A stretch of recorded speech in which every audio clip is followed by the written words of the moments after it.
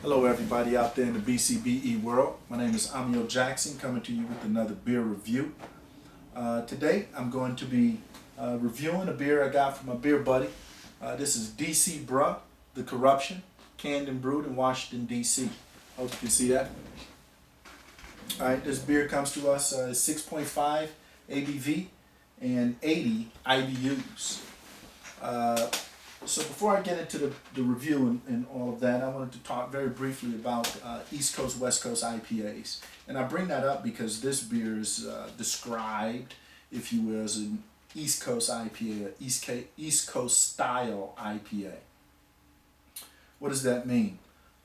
Many in a snobbery world argue that East Coast IPAs can be defined or identified somehow by its piney resin, sort of a earthy, herbal aroma and taste to it, right? Whereas West Coast IPAs tend to be described again, or described as more of a tropical, fruity, tend to have mango and pineapple in it, right? More of a fruity, floral sort of approach to it. But they're doing that in the Midwest. They're doing that in Colorado. They're making piney, resiny, sort of a earthy, herbal smelling and taste beers out west, and vice versa. So that argument to some degree is moot. But again, you may find that in the snobbery world. For me, I like to end with, the origin of the beer does not dictate the style, right?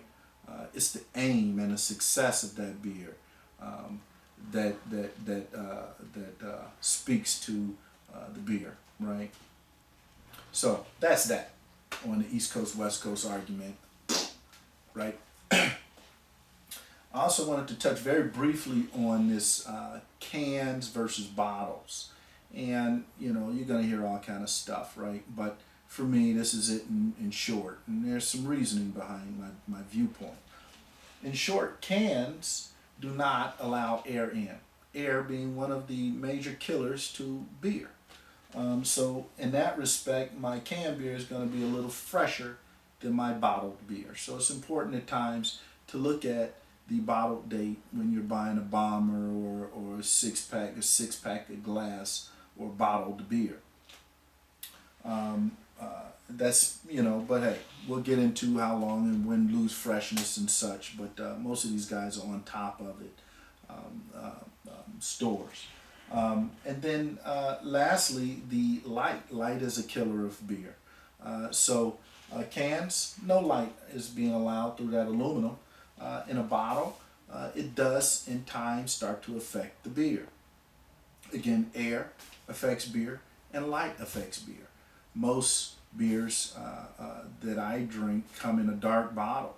That is to protect the beer from light. So that's important to know. Now, twist off style caps are terrible. They let in air in time, but they do let in air, and that does ruin your beer in time. Pop off style, that's a higher level, and that technology is tight. Lets in a lot less air, almost no air if you get it fresh to whatever degree. And I'm not an expert on how soon or how air gets in, but I do know in time air will get into a pop off, and in quicker time it'll get in a twist off. It's not going to get into a can. Now that's not to say that I prefer my beer in cans. I do some in cans, and most of my favorite beers come in bombers, so such is life, right? But I'm not buying a twist off anything. Not gonna happen. Call me a snob. So there you have it. East Coast, West Coast argument.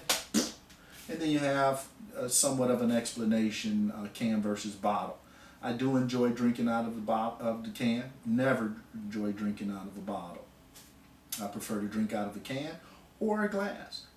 Glass is number one, can number two, never a bottle. I ain't gonna do it. But such is life. So let's get into this beer. Again, DC Brau, The Corruption IPA. East Coast styling. Now I had 6 of these, and this is the last beer I have of this style, and I'm very appreciative of getting a DC beer out here in Chicago. Again, it's important if you can to get your hands on some of these beers in your travels for work or vacation. Grab a couple and ship it to yourself, or have a buddy send you one. You'll enjoy it. You tend to get accustomed to things in your region. Though, in the Chicago region, Indiana and such, they're killing beers. Everywhere they're killing beers. So if you can, for the experience, life is about experiences, get one of these. Now, getting into DC Brau. This beer poured, as you can see, I already had it poured. This is take number, I don't know, but it's not number one. I generally like to pour my beers for you. But it poured a nice hazy orange, bright orange, honey sort of a look to it. It's a pretty beer. When it poured, it had a decent head to it, not too much. Sort of an off-colored white, not gray, sort of a darker than gray. But it does have a decent head. It did have a decent head. Carbonation is beautiful, noted, as well as the lacing in this glass. You can see that, or when you get one, play with it, and it definitely laced that glass fairly well. And I love a good lacing. We'll get into lacing at a different time. So let's give this a smell for aroma.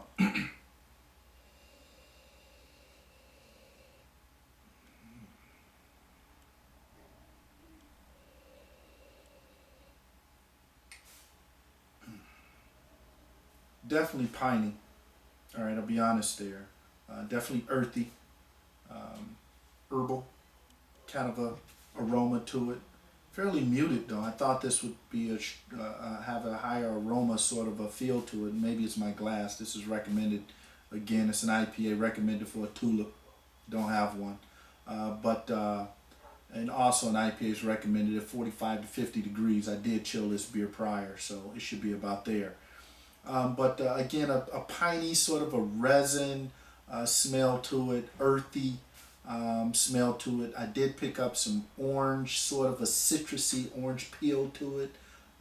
Again, not at all floral, however, and not at all, if you will, I did not pick up any whiffs of fruit, though an orange is, but it's more citrusy, fruity smell to it as opposed to not. And again, that pine smell, earthy, herbal sort of a smell to it. And for me, I don't mind my IPAs being there. That's a good, again, this is 80 IBUs. All right, so let's give this a taste.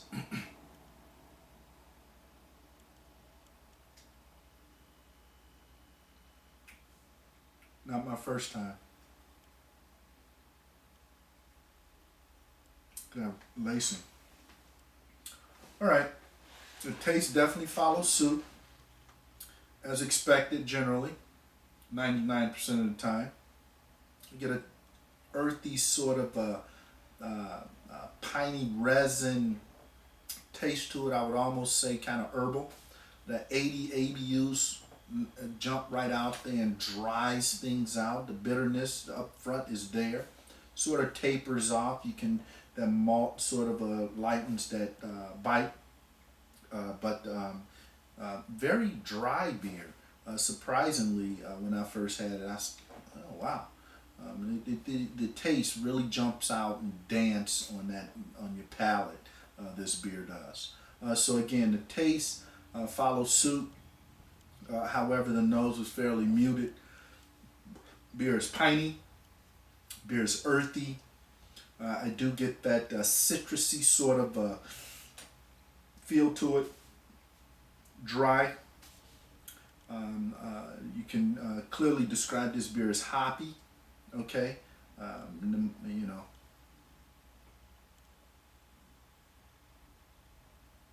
I want to say grapefruit. You know, I want to say I get that grapefruit sort of bite to it as well. Again, very hoppy, earthy, sort of a resiny.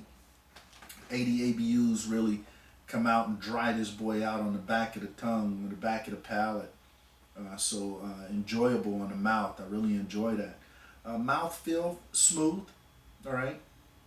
Overall, this is a thumbs up beer. I'm going to rate this beer at 3.5. I would seek this beer out. seek it out. Yes, if I got it, I'm never turning it down. If I see it, maybe.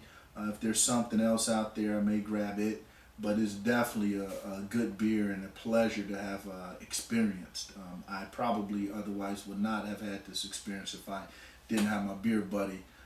And trust me, I'm shooting them back. You know what I'm saying? I'm coming with some Chi-Town bangers. So I hope you guys are making some beer buddies and getting an opportunity to taste some of the things that are outside of your area. Again, there's so many breweries out there and so many beers that the likelihood of it being distributed in your area, batch size, is slim to zero. So if you get that opportunity, get some, experience life and experience some of this nectar in life that it has to offer. So again, DC Brau, the Corruption IPA, is described as an East Coast IPA. Very good, thumbs up. Like I said, I would rate this beer at 3.5. So there you have it.